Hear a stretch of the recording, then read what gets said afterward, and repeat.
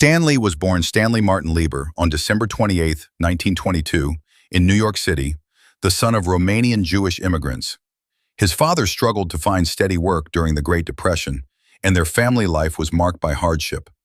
Young Stanley often found refuge in books and movies, dreaming of heroes larger than life. He started working early, doing everything from delivering sandwiches to writing obituaries.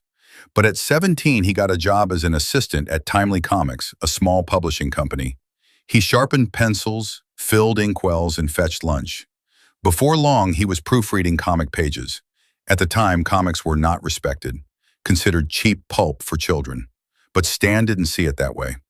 When he finally wrote a text filler for Captain America Comics #3, he signed it Stan Lee, a pen name he would later adopt legally.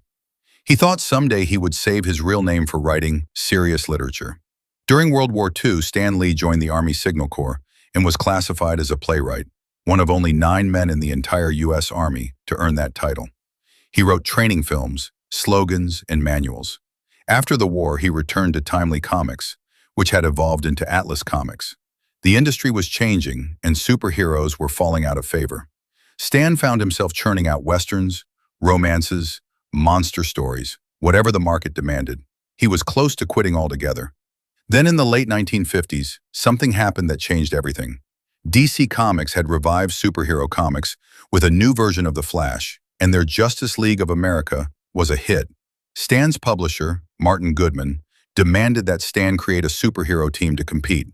Stan's wife, Joan, encouraged him to try something different.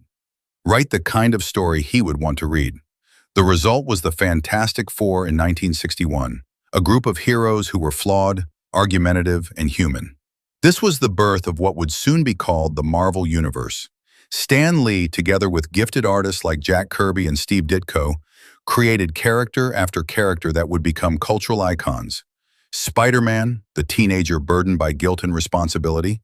The Incredible Hulk, a man battling his own rage. The X-Men, outcasts fighting for acceptance.